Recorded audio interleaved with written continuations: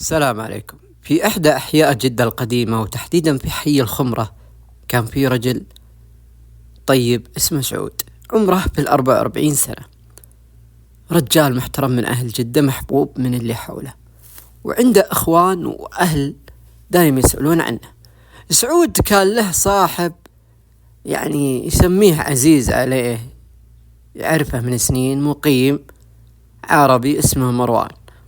طبعا يشتغلون سوا بالسمسرة العقارية، صفقات أراضي عمارات، يعني بينهم رزق وشغل، لأن جدة يعتبر فيها خير والحمد لله وجميع السعودية. لكن كان بينهم شيء أقوى، هي ثقة عمر، ثقة. لكن الدنيا يا ناس ما عاد فيها أمان، واللي تعطيه ظهرك ممكن يغدر بك في لحظة.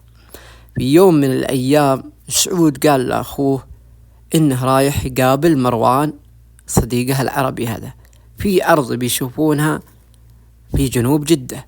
طلع من بيته وما حد شافه بعده. اليوم الأول، الثاني، الثالث، أهله بدأ يحسون إن في شيء غلط. الرجال ما تعود يطول عنهم، حتى لو طول يوم واحد أقل من اليوم. فبدوا يتصلون على جواله مغلق. راح بلغوا شرطة النزلتين في جدة أن تغيب سعود. وهنا بدأت رحلة الغموض. فريق البحث الجنائي بدأ يشتغل ويدور في كل اتجاه، وبدأت الشكوك تحوم حول مروان العربي هذا الأجنبي، لأنه أقرب واحد لسعود وآخر واحد طلع معه، وكانوا دايم سواء يعني. لكن الغريب أنه من وقت ما اختفى سعود، مروان اختفى عن العائلة، لا سأل ولا اتصل ولا حضر. طبعا الشرطة استدعوا مروان هذا وبدأ يحققون معه، لكن كان ثابت على نكرانه. 5 أيام وهو يقول ما أدري، ما شفته، ما لي دخل، وقاعد ينكر بأقوى نكران عنده.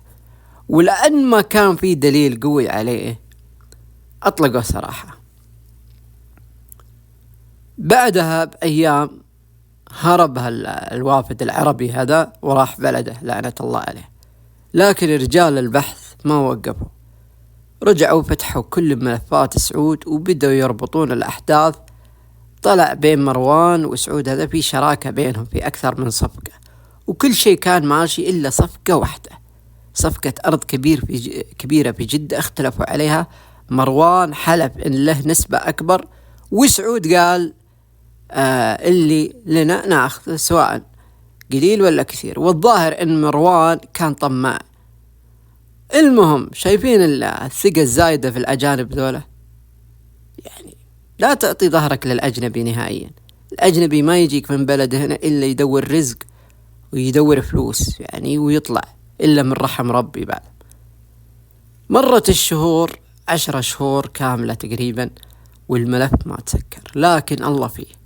لكن لما رجع مروان بسبب الطمع للسعودية وفكر ان القضية انتهت وانه سكروها وقيدوها ضد مجهول، لكن للأسف رجال الأمن كانوا صاحي له ويدورون متى يرجع. بس طبعا ما فات رجال الأمن، استدعوه من جديد، قبضوا عليه، واجهوه بكل الأدلة وكل التناقضات بكلامه، وبدأ يتلخبط يحاول يغطي كذبه، بس ما نفع.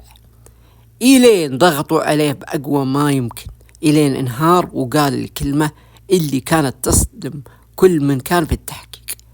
قال أنا اللي قتلته، قال أنا استدرجت سعود للاستراحة اللي مستاجرها في الخمرة، وقلت له تعال نشوف الأرض. هذا يدلك على أن هذا الشخص خسيس، خسة، وعايش على إيش؟ عايش على الغدر. أول ما دخل سعود طلع مروان الوافد العربي هذا مسدس وضرب 3 طلقات، ومات سعود بلحظتها رحمة الله عليه. وما وقف هنا، لا، أخذه ودفنه بيده داخل الاستراحة.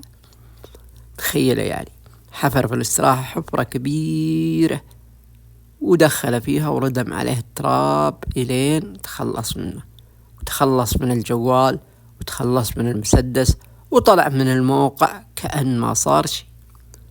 دلهم على المكان وجابوا فرق الطب الشرعي والأدلة الجنائية، ولقوا الجثة بس كانت متحللة من طول المدة، وتقفل اللغز اللي حيرهم شهور. رحمة الله عليك يا سعود. القاتل العربي الوافد اللئيم هذا موقوف، والجثة حفظوها في الثلاجة. أعتقد هذه القضية أنه تم إعدام الوافد العربي، ولكن السؤال اللي باقي في رؤوس الناس: كيف خانه؟ كيف تعطي ثقتك لواحد وافد؟ وكيف نام 10 شهور وهو عارف ان سعود هالمسكين تحت التراب؟ رجل كان يعتبره أخوه. في النهاية تذكر يا أخوان، تذكروا دايم إن أقرب الناس لك مو دايم هم الأوفى. بعضهم يلبس قناع المحبة وفي داخله خبث ما تتصوره. سعود مات بس ب3 طلقات، ومات من خيانة شخص كان يسولف معه وياكل معه ويخطط المستقبل معه. ولو ما كان في رجال وقفوا على القضية يمكن كان انطوى الملف وتقيد ضد مجهول.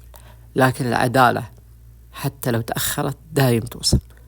خلوا قلوبكم مفتوحة بس عيونكم ما تغمض، لأن الثقة اللي تعطيها ممكن تكون خنجر دايم يجي من اللي ما توقعت منه الطعنة. وصلنا لنهاية سالفتنا لهذا اليوم. لا تنسوا الاشتراك في القناة وتفعيل الجرس.